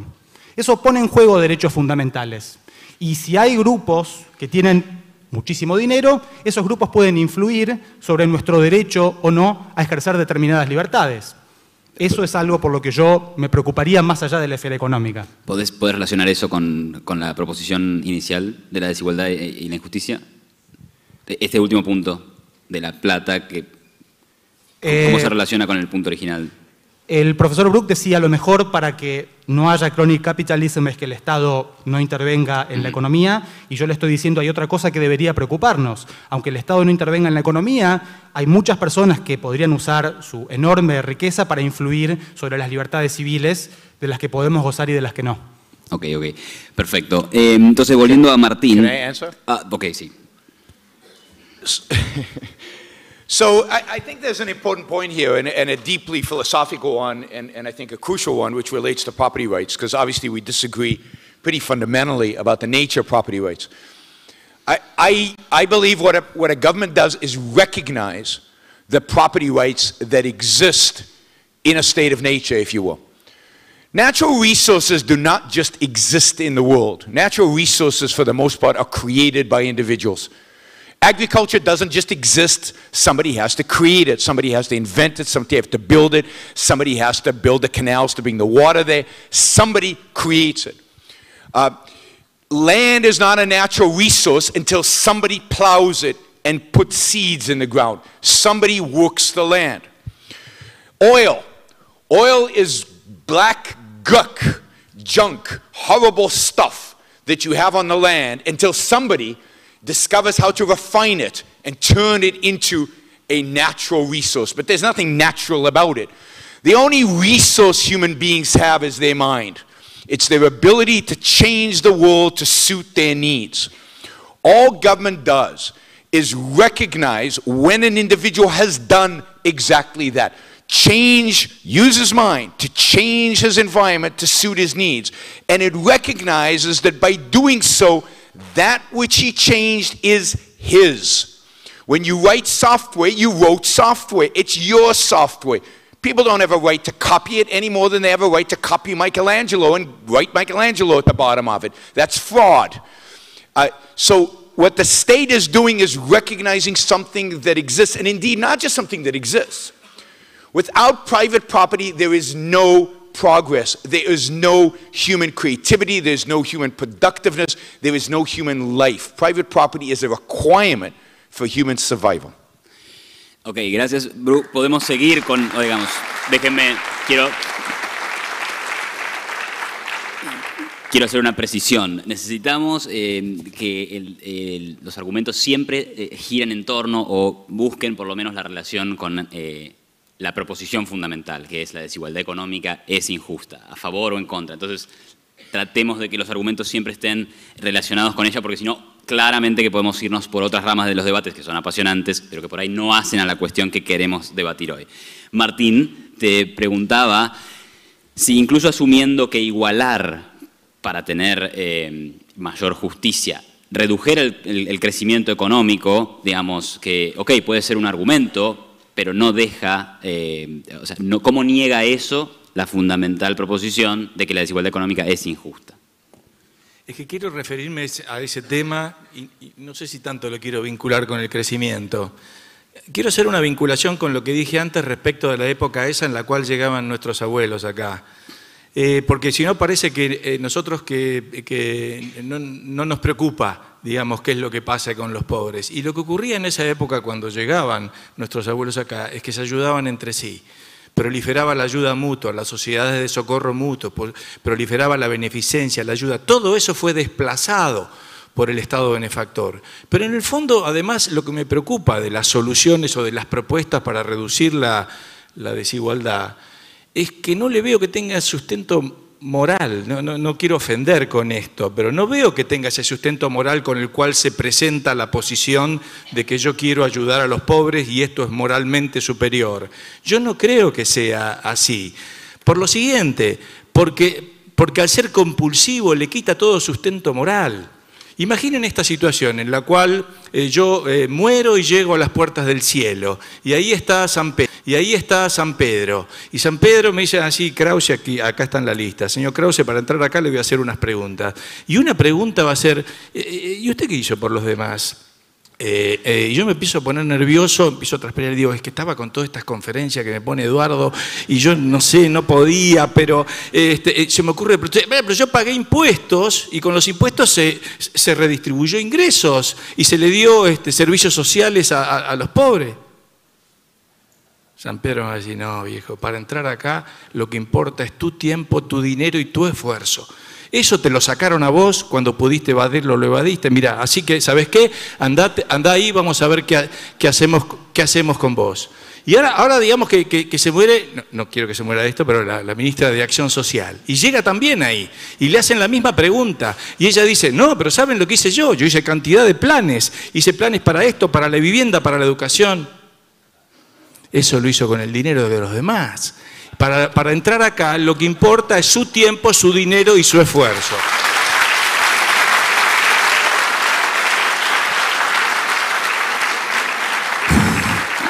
Julio está juntando Steam y quiere responderle a Martín.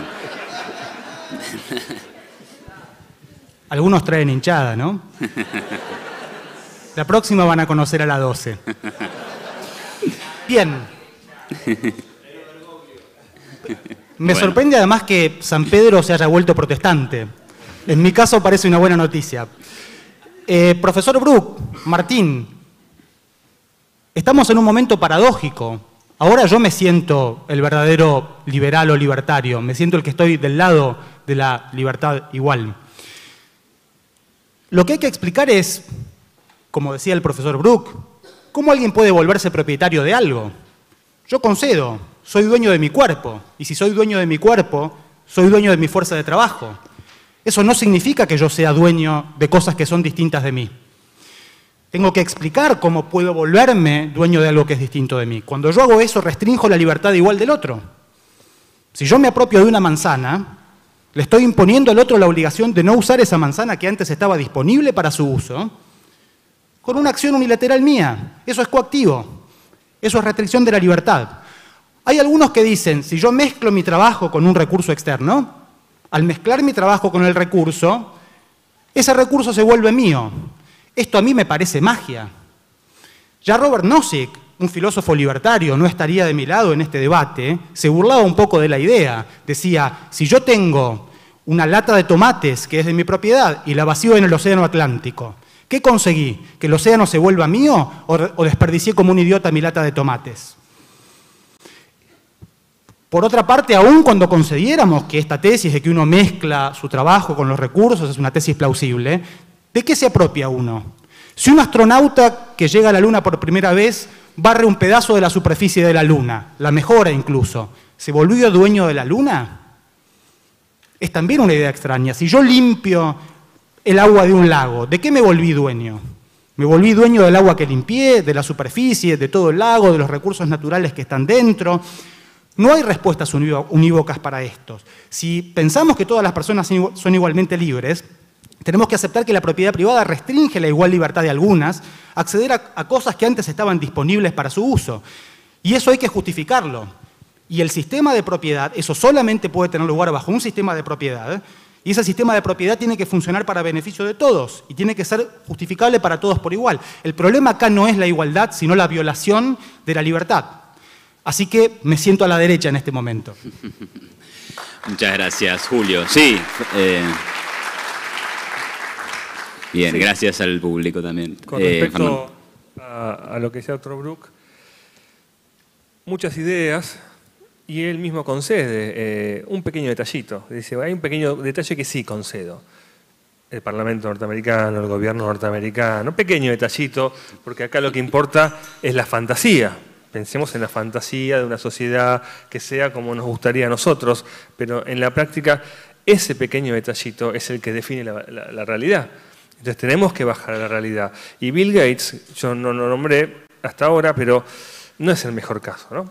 para popularizar. Hablemos de los millonarios del entramado de la venta de armas, de la venta de drogas, de la venta de químicos, de un montón de privilegios que se han obtenido a la luz de ese pequeño detallito, que es el gobierno norteamericano y el Parlamento norteamericano. Entonces yo hace poco leía también en La Nación un debate entre libertarios y liberales, donde los liberales le decían plateístas a los libertarios, ¿no? Bueno, se sientan en la platea y miran el mundo pasar diciendo cómo deberían ser las cosas, excepto los pequeños detallitos como el gobierno y el parlamento, que en realidad al fin de día lo que es el pequeño detallito es la realidad, ¿no? Entonces, y creo que llevando este análisis al extremo, tomando lo que dice el doctor Krause también, hablando de ese momento maravilloso que venían los inmigrantes y que se ayudaban entre ellos, finalmente cuando la desigualdad cunde, son más los que están los desiguales que los Bill Gates. Y el problema es cuando todos esos desiguales se juntan y deciden que, bueno, pueden decidir muchas cosas, pueden decidir votar a Trump, por ejemplo, o pueden decidir cosas peores, pero lo que sí estamos seguros es que una de las formas que podemos evitar que todos se junten es que no haya democracia. Básicamente es lo que pasaba en el siglo XIX, no existía la democracia. Entonces me parece que una de las formas en que la fantasía lleva a hablar de la desigualdad es anulando el contexto histórico y político en que los hechos se desarrollan, porque evidentemente las sociedades son conflictivas, no son lugares perfectos e ideales donde podemos decir, bueno, hagamos que el Estado no maneje la economía, que la maneje otro. Bueno, pero eso está bien en el plano de las ideas, es un juego sugerente, pero a la hora de la práctica el pequeño detallito, la corporación política, la corporación militar, las corporaciones industriales, las corporaciones sindicales, son las que manejan este partido y las que producen la desigualdad. Gracias, Julio. Si pudiera resumir tu punto, entonces sería, ustedes dicen que la desigualdad no es injusta, porque si la vida fuera como los libros que leen, bueno, ok, estaría de acuerdo, pero la realidad es distinta, ¿verdad? Estás diciendo eso, o sea, la realidad es distinta a lo que ustedes plantean, ergo la desigualdad sí es injusta. Ese es el punto. No vincularía una cosa con otra. Lo que quiero decir es que en el plano de las ideas algunos argumentos cierran más, pero siempre hay que meter en el medio la realidad, que es un pequeño detallito que, como dijo el profesor Brook, concede que eso pueda ser así. Ok, voy a hacer dos preguntas finales y después vamos a pasar a preguntas de la audiencia, preguntas que tienen que ver con algunos estudios. No tengo los números exactos, pero el mundo, hay estudios que sugieren que la riqueza en el mundo está muy concentrada, que por ejemplo hay un 10% de la población que tiene el 90% del PBI mundial. Digo, son datos empíricos. ¿No nos está diciendo eso que hay un enorme grado de injusticia, Martín? Si querés que comente a alguien más, si yo puedo poner un gráfico de lo que me quedó, te contesto esa pregunta. Si me ponen el... Dale, podemos poner mientras un PowerPoint. Yaron, would you like to comment on this? I mean, the inequality measured by 10% of the people has 90% of global wealth. Very short, it's a stupid measure. Okay, great. I mean, it is. I mean, argument, please. No. Let me Yeah. explain. How many people here are students? All right. All of these people, I'm making a generalization, have a negative net worth. So I am richer than all of these people combined by many, many, many factors because I happen, even if I had just a little bit of a positive net worth. The fact is that most of the population of the planet, unfortunately, it's still the case, have a negative net worth. So, yeah, if you have a negative net worth, you can add up lots of negative numbers and you never get a positive. So you can add up 1 billion, 2 billion, 3 billion, and it's still negative. So I am richer than billions of people on the planet. Does that make me rich? No, it just makes me have a positive net worth. So those kind of measures are just silly. Bernie Sanders used to use them all the time. 36 people are richer than 1 million people. Yeah, because a lot of American students have student debt, which gives them a negative net worth. So yes, in terms of wealth, that's all true. It's silly. Look, Yeah. If you can, yeah. I mean, what matters, you know, we're all under the assumption that what matters in life is money. And yeah, money matters a little bit. It matters some, but it's not the most important thing in life. And the fact is that most of the people here being students don't have many money. Are you unhappy? Are you miserable? Are you really, really depressed? No, because life is not just about money. It's about the pursuit of happiness. It's about being free to pursue happiness. The fundamental in life is about freedom. It's about a freedom to choose your life and to do what you will. And freedom results always in inequality of outcome. Inequality is a feature of freedom, not a bug of freedom. Thank you, Martín. Bueno, mira, me voy a parar, perdón. Que quiero verlas yo también. Bueno, mostré algunos gráficos acerca de la creación de riqueza que se produce a partir de la llegada de lo que llamaríamos capitalismo, mercado, como lo queramos llamar. Pero además, curiosamente, mejora la distribución del ingreso. Fíjense este gráfico y esas tres curvas. La roja es la distribución del ingreso de 1820, que nos dice muchos pobres, pocos ricos. La azul es de 1970. La curva se mueve para acá y hay otra curvita más. Y la verde es la del 2000. Casi va hacia una distribución normal.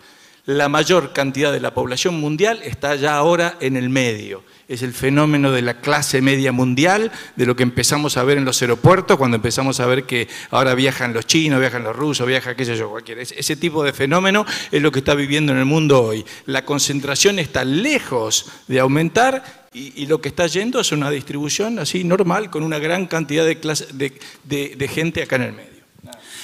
Muchas gracias, Martín. Entonces, mi última pregunta para el equipo, digamos, que está a favor de la moción de que la desigualdad económica es injusta, es basado en estudios también. Hay un estudio en Canadá que muestra que existe, para resumirlo, que existe la movilidad social. Es decir, que en determinado año las personas que estaban en el decil más bajo de la distribución del ingreso pasaron a estar en deciles más altos, ¿sí?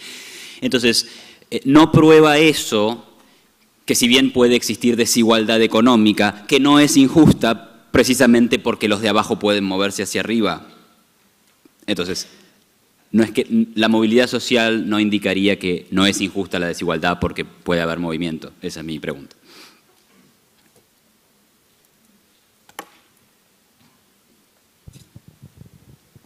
¿En qué condiciones se produce la movilidad social ascendente? ¿A Seguramente qué te en condiciones en las que hay escuela pública, en las que hay sistema de salud. Canadá es un país, yo diría, bastante igualitario, mucho más igualitario que Estados Unidos. En general, yo no conozco estadísticas, no soy economista, pero creo que si revisáramos, como en el caso de la Argentina del siglo XIX y XX, el paraíso sarmientino, veríamos que lo que ha facilitado la movilidad social ascendente es precisamente cierto nivel de redistribución del ingreso a través de servicios públicos de calidad. No descarto que en ausencia de esos servicios públicos de calidad siga habiendo movilidad social ascendente, aunque por supuesto me imagino que sería mucho menor. Ok. Fernando, ¿algo sobre esto?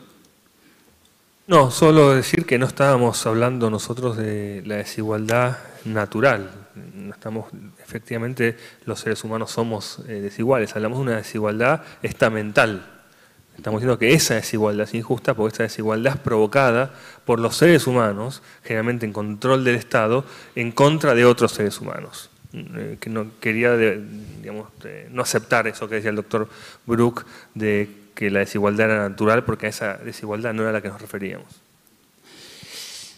Ok, con esto damos por concluida esta segunda etapa, esta mitad de la segunda etapa, y la segunda mitad de la segunda etapa consiste en tomar preguntas del público, así que entiendo que hay un micrófono dando vueltas por ahí, así que levanten la mano quienes quieran hacer preguntas e indiquen por favor a quién va la pregunta, o a qué equipo por lo menos. Y les recuerdo que son preguntas concretas al punto que tienen que ir sobre este punto.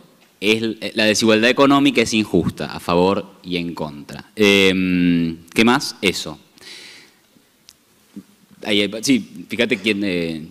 ahí hay varias... Hay un solo micrófono, bueno. Dale.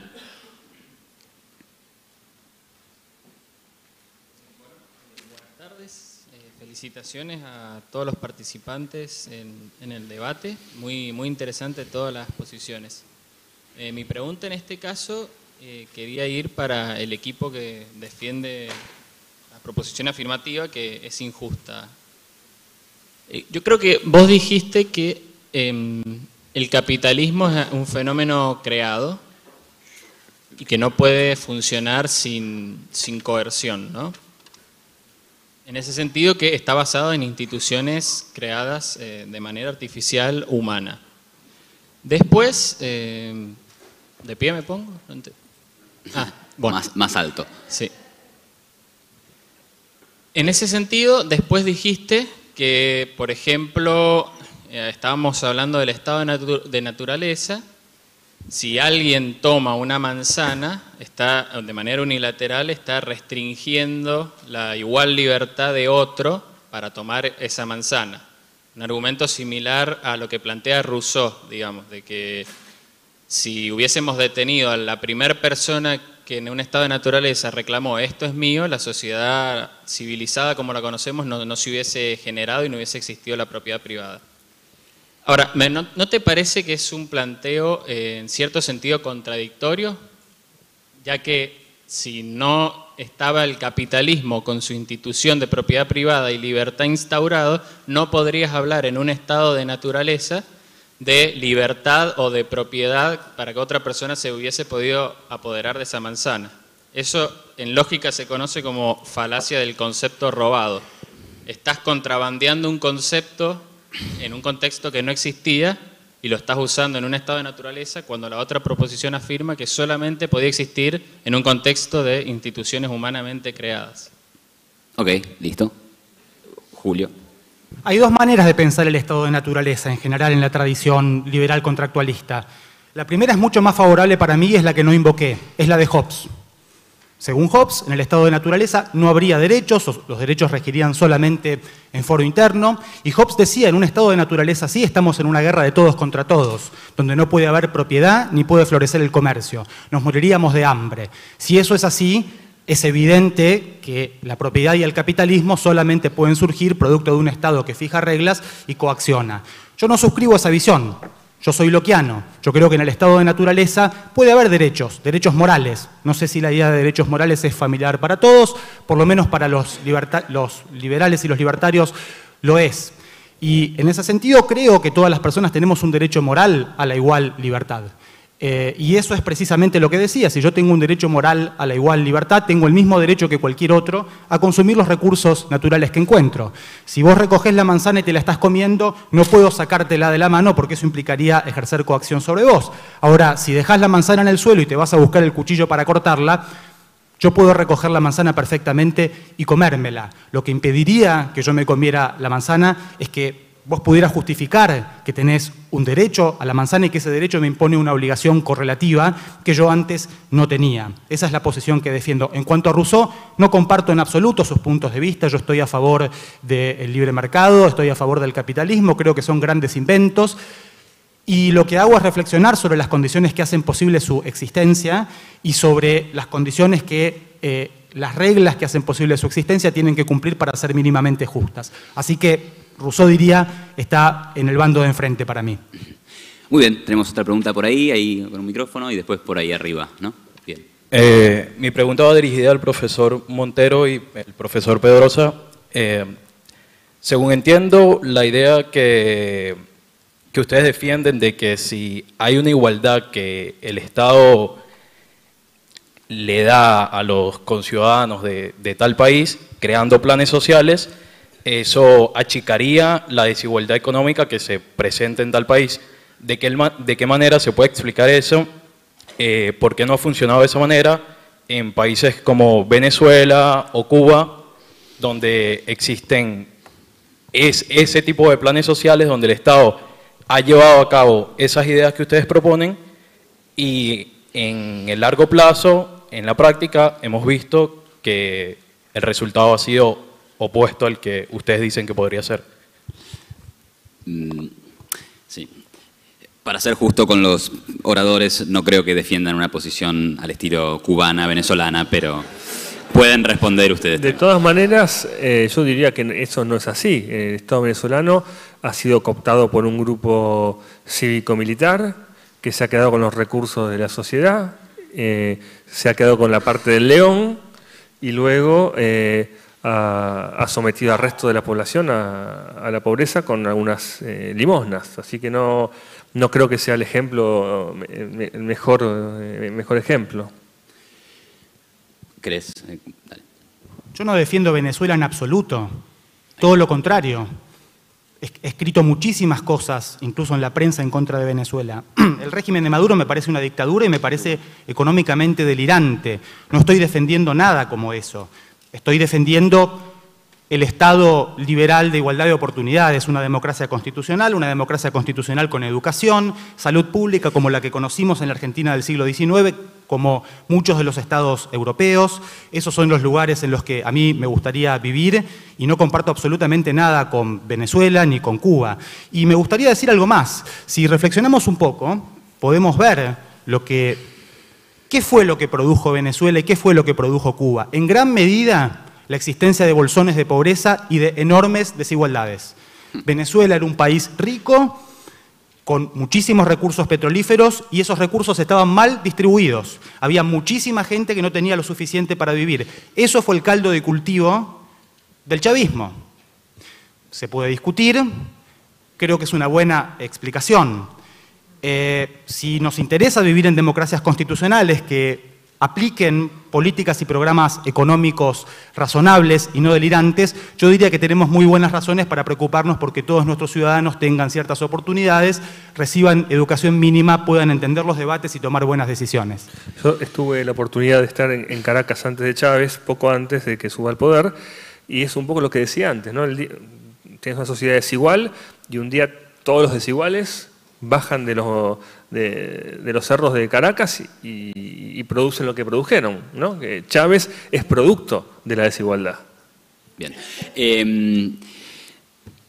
No voy a comentar. Yaron, do you want to comment something here? I just want to disagree about Venezuela. Venezuela is a direct result of the idealization of equality. It is a product of socialism. The reason Venezuela doesn't produce food is not because food was stolen by the military, but because they collectivized the farms. The reason Venezuela can't produce oil is because they collectivized the entire supply chain of the oil production. The reason Venezuela is starving is because it is socialist. This is a direct product of a particular ideology, a particular implementation of an ideology, and then you say, but they're corrupt. Well, of course they're corrupt. Socialism is inherently corrupt. Okay, thank you. Tenemos lugar para 3 preguntas más, ya tengo una ahí, otra ahí, y vamos acá, después venimos acá abajo. Sí, ahí arriba. Sí, buenas noches, mi nombre es Matías, vengo del campo de la ciencia política, así que desde este punto de vista venimos algunos más, y a veces la ciencia política da la cuestión del estudio comparado, ¿no? Y en parte se venía discutiendo la idea de desigualdad con interferencia del Estado. Y en un momento se hizo un mix de ideas que fue libre mercado, rule of law y democracia. Ahora, sin embargo, uno cuando hace estudio comparado y sobre todo agarra lo que son los mayores índices de libertad económica, se da en países donde menos democracia hay.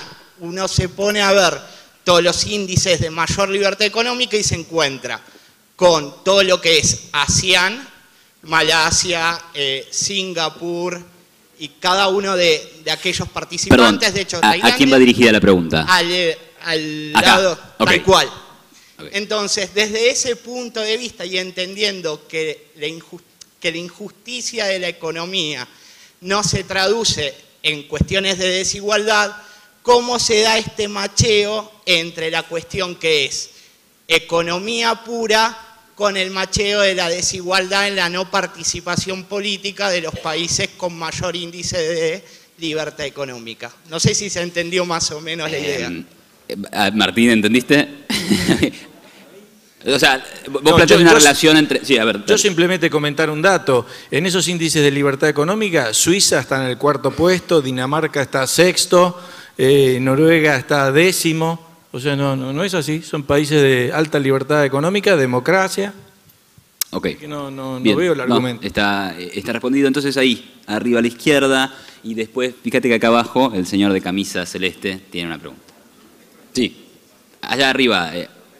¿O quién? Ah, bueno, si tenés el micrófono. No, dale, sí. Y después vamos ahí arriba.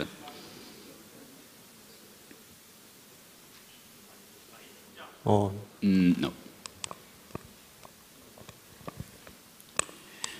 Estamos bien. Ahora, sí. ¿Qué tal? Mi nombre es Santiago. Quería hacer una pregunta al panel del profesor Brook y Krause. Genial. Un poco volviendo como comentaba el moderador, volviendo a la consigna si es injusta o justa la desigualdad, creo que es una pregunta que nos lleva al campo de la justicia social. Naturalmente vamos a estar principios de justicia para saber cómo tiene que ser una sociedad justa o injusta. Volviendo al ejemplo de Gates, supongamos que él no sabe el lugar que va a ocupar en la sociedad, si va a ser un hombre sumamente inteligente, creativo, talentoso, si van a ser en una familia que le va a permitir educarse y aplicar para una universidad muy buena. Es decir, si queremos que estos principios sean para todos, porque somos libres e iguales, tienen que ser tomados de forma imparcial. No podemos pararnos en los talentos que nadie merece para tomar esos principios. Entonces creo que si el señor Gates se preguntara qué sociedad me gustaría a mí si yo no sé que soy a ser una persona tan talentosa e inteligente, quizás sería una sociedad donde haya una plataforma tal que todos tengan una igualdad de oportunidades, y esa igualdad de oportunidades se logra redistribuyendo riqueza, cobrando impuestos y con el Estado financiando, por ejemplo, educación pública. Espero se haya entendido y es todo. ¿Y Aaron? So you're making John Rawls' argument about, being behind the veil of ignorance. There is no veil of ignorance. We were encouraged to deal with reality, not with fiction. John Rawls writes good fiction and he writes awful philosophy. He is a horrible political scientist and a horrible philosopher. The fact is there is no such thing as social justice. There is only justice. And justice is individual, it is not social. And justice means treating people the way they deserve. And in the economic realm, which is what we're talking about inequality, economic inequality, what you deserve is what you create, what you build. Of course there's no equal opportunity. There isn't. And you can't create equal opportunity. Let's be realistic. There's no such thing as equal opportunity. I have spent most of my adult life trying to make sure that my children have more opportunities than other people's children. I've worked damn hard to try to give my kids the most opportunities possible. Now you want to penalize me for trying that hard for my kids? because somebody else didn't do that for their kids? No, there's no such thing as equal opportunity, just like there's no such thing as equal outcome. I don't want equal opportunity. I don't believe in equal opportunity. I think it's mythology. It's science fiction. I believe in reality, in what's real. I want to maximize opportunities. And there's only one way to maximize opportunities and to bring about justice, and that is to leave people free. Yes, we're all born with different genes, and we all do different things. We all have different parents. But if you leave us free as individuals, we will all do the best that we can. And that's the best you can expect. But somebody else, the fact that somebody else was born with bad genes, or that somebody else was born with bad parents, doesn't give them a claim against me just because I wasn't born with bad genes and bad parents. My life is mine no matter what your life is like. I feel sorry for anybody who's born with bad genes, but that's not a claim against me, not a moral claim, and certainly not a legal claim. That would go against the principle of freedom, against the principle of individual rights. Thank you, Yaron. Julio, ¿vos querés penalizar a Yaron? Bueno, gracias. Julio, ¿querés comentar sobre esto? Muy breve para salvar el honor del profesor John Rawls. Tengo muchos amigos libertarios.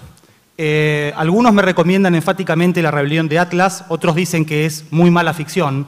En lo que casi todos coinciden es que Ayn Rand puede haber sido una buena novelista, pero una pésima filósofa. No es el caso de John Rawls. Les recomiendo que lean su Teoría de la Justicia, pueden estar de acuerdo o no. Es una obra extraordinaria, con un nivel de sofisticación y de argumentación pocas veces antes visto. Es el autor liberal más citado de la segunda mitad del siglo XX. Ha tenido una influencia única e inigualable y representa a la mejor tradición liberal, la de John Stuart Mill, la de John Locke, etc. El argumento de Rawls es muy simple. El argumento de Rawls es: todo aquello de lo que gozamos en sociedades es producto de la cooperación social. Si no hubiera cooperación social, si no hubiera sociedad, si no hubiera reglas, no habría protecciones, estaríamos todos muertos de miedo, no habría mercado, no habría producción de bienes, no habría riqueza. Como esos bienes sociales los producimos a través de la cooperación y de un esquema estatal que nos coacciona a todos, entonces tenemos que pensar cómo vamos a redistribuir de manera justa esos bienes sociales que todos contribuimos a producir. Y la igualdad de oportunidades es una de sus respuestas. Ok. Una cosita más. Una cosa más, Iván. Gracias. Iván, una pequeña cosa. Dale. Cuando hablaban del índice de libertad económica y nombraban a los países nórdicos, justamente es un caso de redistribución a partir de servicios públicos de gran calidad. No son países que dejan a las personas libres a la salud. Ayn Rand y los nórdicos justo al final del debate. Por favor, muchachos. Digo, se puso linda la cosa. Martín, no, sí. yo creo que ustedes vieron que hemos acordado en muchas cosas. La verdad, acá es bastante sorprendente eso, pero creo que una de las grandes diferencias es que nosotros entendemos que primero hay que producir y ustedes quieren empezar por repartir y así no vamos a ninguna parte. Ok. Ok, dale. Sí. Julio. Por supuesto que hay que producir y hay que generar los incentivos para que haya producción. No escuché a nadie en esta mesa decir eso. La pregunta es, una vez que usamos el mercado para producir, si es aceptable o deseable o justo algún tipo de redistribución o no. Si querían algo más fuerte, tendrían que haber buscado comunistas. Ok. Bueno, les cuento el estado de situación. Respecto del cronograma original, estamos 13 minutos demorados. Así que Argentina está casi en nivel suizo en este lugar. Venimos muy bien, pero lamentablemente nos quedamos sin tiempo para las preguntas que quedaban. Así que vamos a terminar con la parte de preguntas del público y vamos a pasar a la tercera sección. Y esta tercera sección también la vamos a achicar un poco, porque ahora tendrían 2 minutos cada uno para cerrar desde sus asientos, ¿sí? Ese tiempo lo vamos a reducir a 1 minuto cada uno, así que van a tener una alocución final de 1 minuto cada uno y luego pasaremos a la votación final a ver quién gana el debate. Martín es el primero que empieza en esta tanda. Bueno, para seguir esta línea de argumento, no sé si estamos Quisiera ver si estamos tan de acuerdo que primero hay que producir. ¿Estamos de acuerdo que debería haber libre comercio, que deberíamos bajar los aranceles a cero? ¿Estamos de acuerdo que habría que reducir los impuestos a las empresas? ¿Estamos de acuerdo que habría que eliminar toda la legislación laboral? Eso es alentar la producción y después, en todo caso, hablemos si va a haber escuelas públicas. Pero ¿estamos de acuerdo en eso para producir libremente en este país?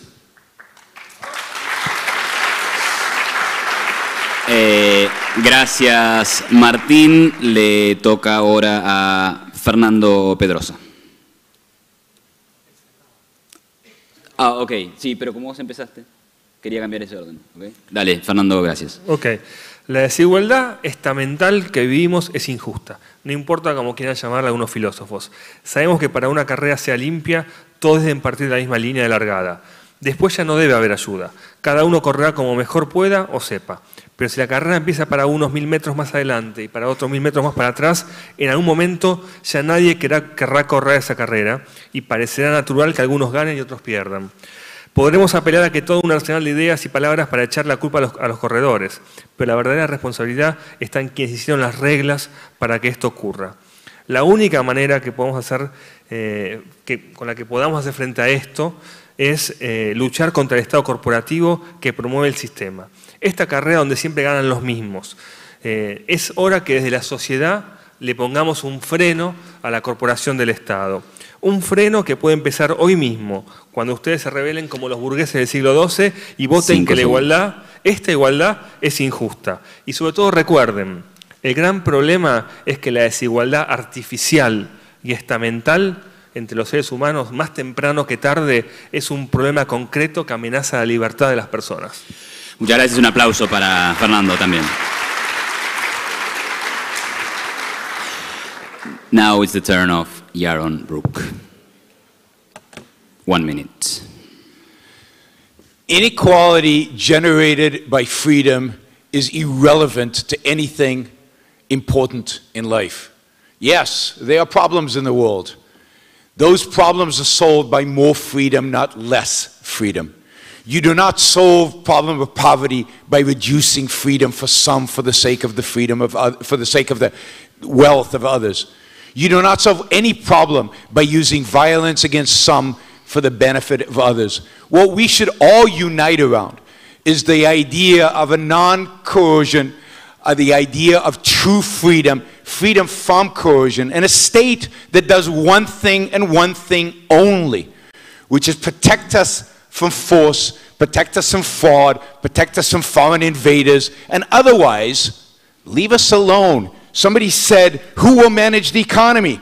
Nobody. The economy doesn't need to be managed because all the economy is us.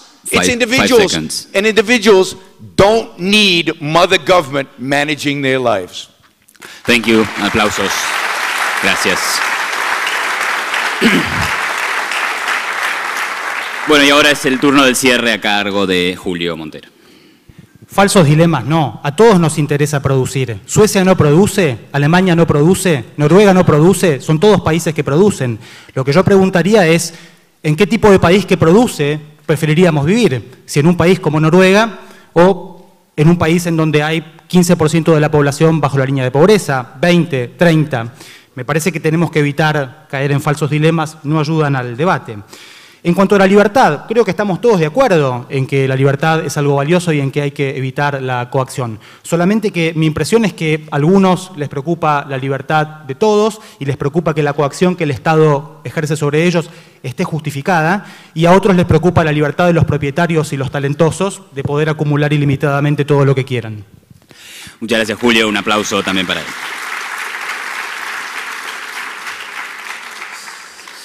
Bueno, muy bien. En la antigua Roma estaban los gladiadores y ahora nosotros charlando en este lugar tan maravilloso. ¿Cómo ha evolucionado el mundo? Bien, ha llegado el momento de decidir quién es el ganador de este debate. Les dije al principio que iba a haber un ganador y que su voto inicial tenía que ver con eso. Ahora lo que les voy a pedir es que vuelvan a votar. Supuestamente si en algo los persuadieron ambos equipos, algunos se inclinarán más para un lado, otro para el otro, y seguramente algunos o varios hayan salido de su indecisión.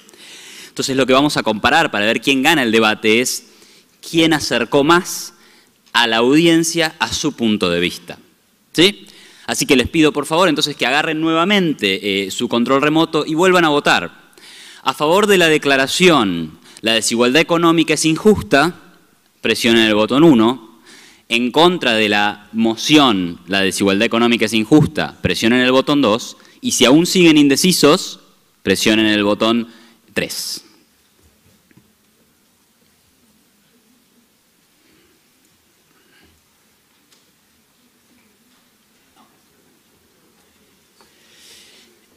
Estimo que veremos los resultados acá atrás. Ok, entonces mientras ustedes están votando y en la medida que vayamos viendo los resultados, les cuento que Free, en el marco de la organización de estos debates, tiene nuevos debates que están por venir y que ya están programados. En mayo, por ejemplo, tendremos a 4 destacados oradores acá para debatir si hay que despenalizar el aborto, un tema que está por demás caliente en la realidad argentina. Y en junio, curiosamente un tema que también está caliente a pesar de tantos años de debate sobre este tema, es si debe haber comercio libre o tiene que haber un comercio restringido. Así que en mayo tenemos el tema del aborto y en junio tenemos el tema del libre comercio. Estamos en condiciones de anunciar un ganador y ver los resultados. Ah, ok, bien.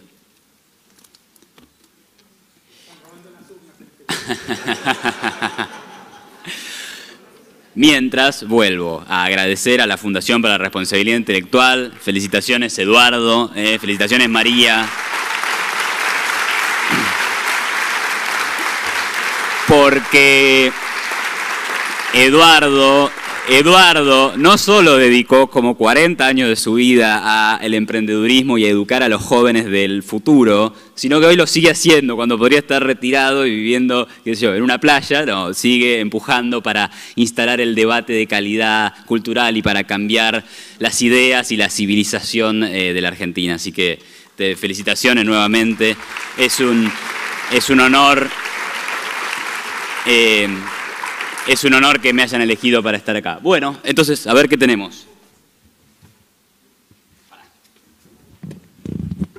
Esto es el resultado de la primera votación. Esta es la primera votación. Espera, déjame que... Ah, ok. Acá lo tenemos. Entonces, antes, a favor había un 14%. En contra estaba el 62%.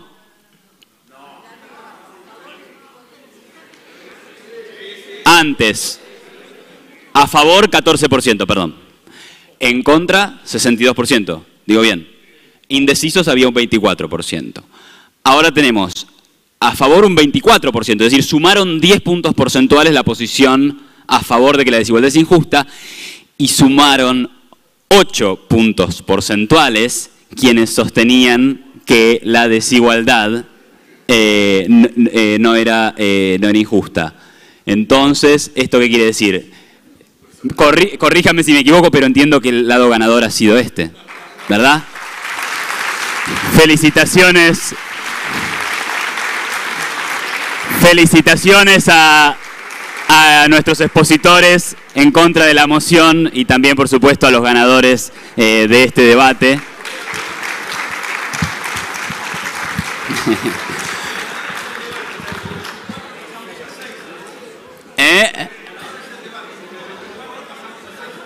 Excelente punto el del señor. El ganador es el debate porque los indecisos pasaron de 24 a 6. Es decir, que el debate importó y definió una posición. Así que bueno, muchas gracias a todos y felicitaciones.